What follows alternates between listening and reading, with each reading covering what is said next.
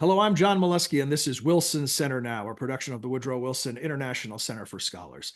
My guests today are Elizabeth Newbury, Director of the Serious Games Initiative, and also a Senior Program Associate with the Wilson Center's Science and Technology Innovation Program, and Jennifer Turner, who is Director of the Wilson Center's China Environment Forum. They're here today to talk about a new collaboration called the Plastic Pipeline, and more about that in a moment. Jennifer, when I was preparing for the interview, I see 25 years you've been at this. We're celebrating the Kennan Institute's 50th anniversary this year. You're coming up the rear at 25. That's quite an accomplishment as well. Thank you so much.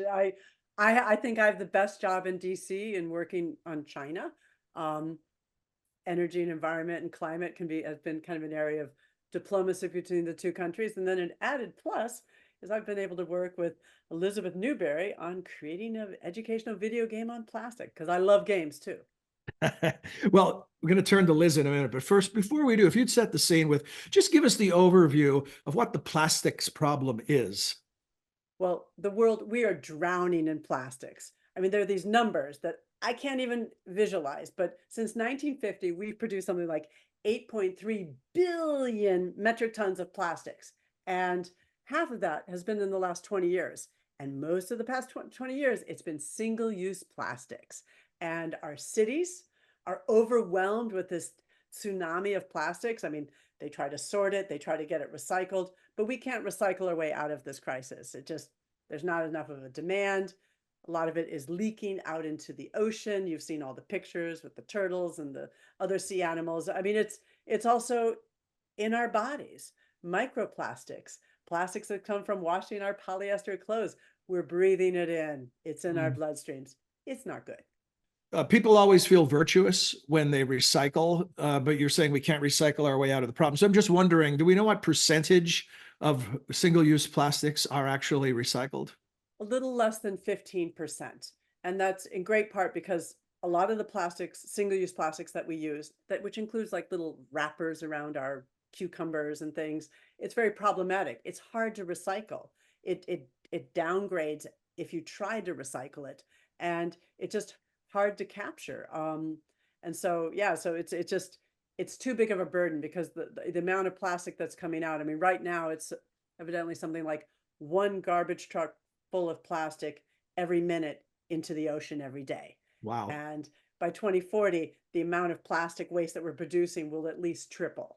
That's a lot of garbage trucks. Well, Liz, that problem sure puts the serious in games, doesn't it? This is no laughing matter. But we'll take a step back before we dig into the new game, and just if you'd give our viewers a bit of an overview on the whole concept of serious games. I know we've talked about it before, but it's been a while since you've been on now, and I know your fiscal ship program or game has been played now by over 3 million people worldwide. So these things are quite the hit. Yeah, so thank you for that. Serious games more or less means games that are not just strictly for entertainment. So games that have either an educational value or some other sort of training or pro-social value. These can be games that are either designed for that purpose. So a lot of our games are designed for some sort of positive impact, especially on policy education. Or they can be games that are also just used for that purpose. So thinking of like teachers and their classrooms using Minecraft to help engage their students more in the lessons. So tell us about how this collaboration came together. Yeah, so first of all, Jennifer took me to China. Jennifer, do you want to start? I took Liz to China. It was for a project we were doing called Storytelling is Serious Business, doing trainings for environmental NGOs in China.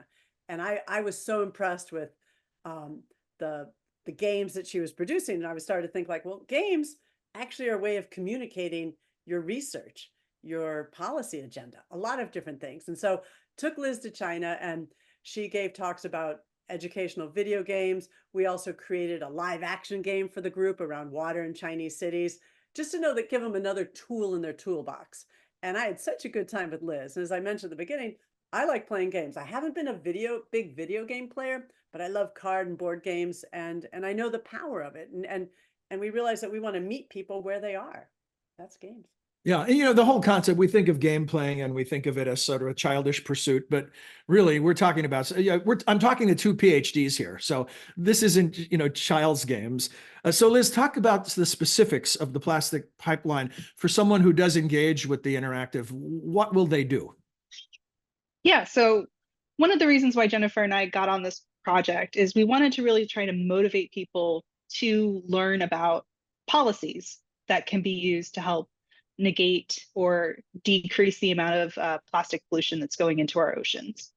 So we worked with a really great design team, Fable Vision Studios, located in Boston, and they helped us really try to fashion a game that would engage more college level on up audiences in this particular topic. So people who might be interested but might not want to engage with a 25-page policy brief, no offense, Jennifer, and sort of a stepping stone into these sort of conversations. So when you play through the plastic pipeline, I was inspired by a lot of the games of my youth. So it's a little bit of Animal Crossing, a little bit of Where in the World is Carmen Sandiego. You're kind of trying to sleuth out facts about plastic policies, and you go and you interview different adorable animal critters who are debating different types of policies or different approaches to plastic pollution. And one of the things I want to also pin down is that a lot of Jennifer's work isn't just policy with a capital P. It's not just government. It's the things that can be done by either consumers or the industry, as well as governmental bodies that can help reduce this sort of plastic pollution. Jennifer created this, like, hoovered up all of these different policies with her amazing team, and we translated that into the game. And one of the things I love about working with Jennifer is that she understands the complexity, but she also understands how to tell it in a fun and also easy to access way. Within a game, I can't really talk in long form paragraphs as we are used to as academics, writing our big policy briefs. You have like a little bit of dialogue. So we broke down the different policies into pros, cons, and some details about what that policy means. And then the other task that we ask players to do is actually put policies into action. So they come up with their own plan, and we don't prescribe any particular plans. We don't not trying to steer them towards anything in particular. And they just, one of the tasks is that they can send their policy power to put these policies into action. They get to see what happens as part of that. So you mean in a sort of in a simulation, they get to see what the impact of the policy will be? Well, one of the things that came out of Jennifer's conversations with our team is that these policies that you pass maybe at the consumer level have a ripple effect. And I want to pass it to you, Jennifer, if you want to talk about some of that, because they're all interconnected across the life cycle of a plastic product. Yeah, well, I mean, take a step back. I mean, how plastic is today, the reason we use the term even pipeline is that it just says it's produced, we use it, and we get rid of it. And how do you get rid of it? You burn it, you bury it, it goes somewhere. And sometimes going somewhere has been like, we used to, for many years, send a lot of our plastic waste off to China, along with other wastes. In 2018, China stopped wanting to take that waste. So that caused another problem, but little tangent here, sorry. But so the pipeline has been linear. And a lot of the talk today, not just among environmentalists, but also just a couple of weeks ago up in Ottawa, there's the fourth negotiations of the Global Plastic Treaty. And the challenge is they're talking about, how do we make this circular? Like, is it recycling? Is it reused? We have to change the design of things. We have to maybe get rid of some types of plastic so that we can, to make it circular, because we can't just continually dump these garbage trucks into the ocean, so to speak. Jennifer, give us an example of if someone plays the game and they are inclined to want to take action, they're motivated to take action. What will they get from the game that will help them do that? I think a lot of it is that most people don't know the landscape of the plastic world in terms of regulations. So if I said enhance producer responsibility, you get a lot of blank looks. Yeah, like, so we wrote blogs and we've had webinars discussing it, but enhanced producer responsibility is a law that either a state or a national government will require a certain menu of policies that businesses have to comply to. that it means that businesses are responsible cradle to grave, circular, of the plastic packaging that they produce for their that they put their product in. And among those policies, you have minimum recycled content standard, product take back, eco packaging. And so we feel that, today, I mean, there's a global plastic treaty, but a lot of US states like California and Maine, they've passed enhanced producer responsibility. The Congress is discussing it. So consumers, US citizens are going to start hearing news about enhanced producer responsibility, which means nothing to most people, but it's going to have an impact on them in terms of the products they buy, maybe the expenses of it. So we feel like we want people to have a little bit of fluency in plastic. And that's what I think this game helps do. And Liz, who's the audience for the game? Like, who do you hope to play? I know that, for instance, the fiscal ship was about US budgeting, but it's been played by people around the world.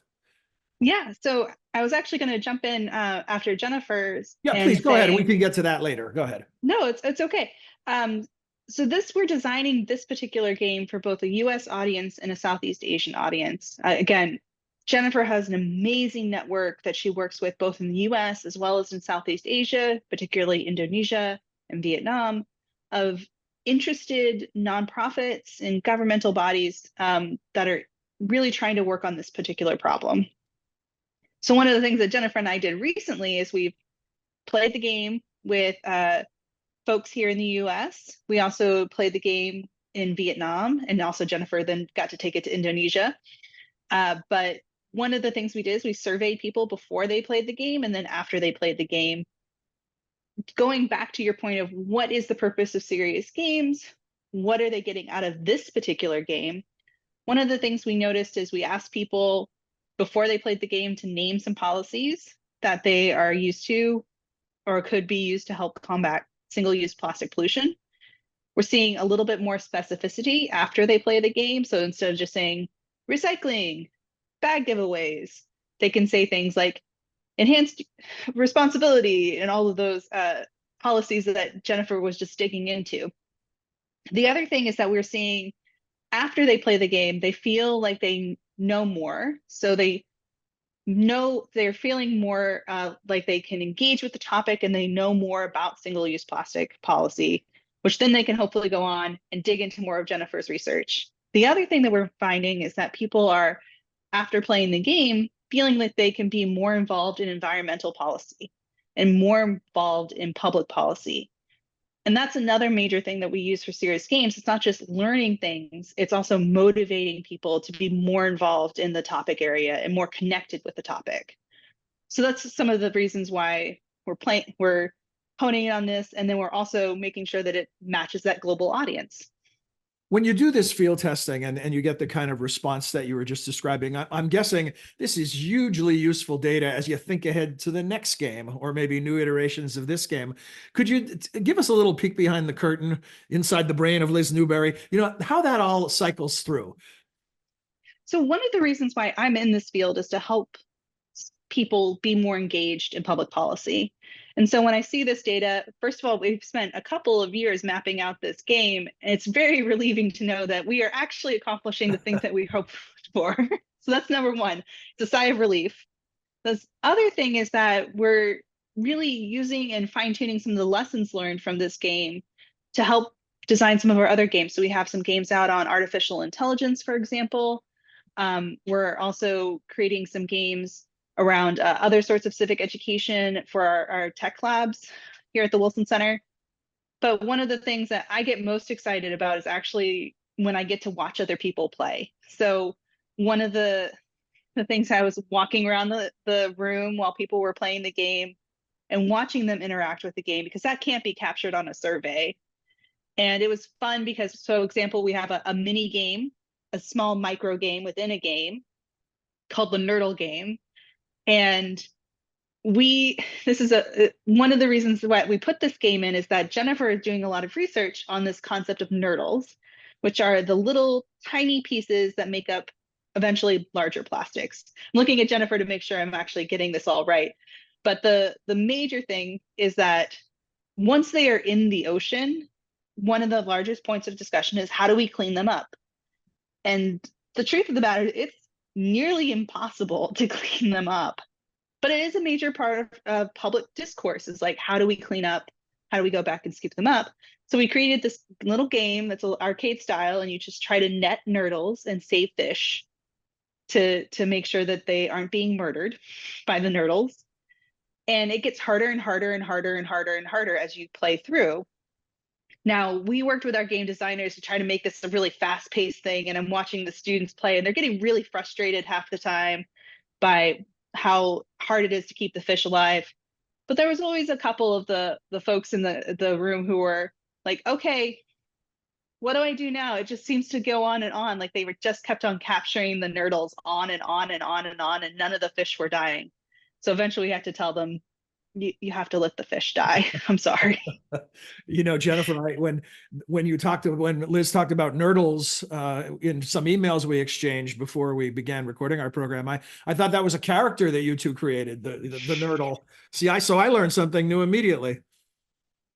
Yeah, and I mean the nerdle game was exciting. I'd never, learning about a mini game, and I'm kind of hoping that as we expand the game, that I want to add, maybe it won't be as humorous, but I'd like to add a mini game about the link between plastic and climate change. Because if plastics was a country, it'd be the 5th largest greenhouse gas emitter made from fossil fuels. And I think and that's a fact that we want people to kind of to really understand, that the challenge is not just the plastics we see going into the ocean, but also, Jennifer, is there a global leader that we can look to for best practices as we attempt to deal with the nurdles and the larger pieces of plastic?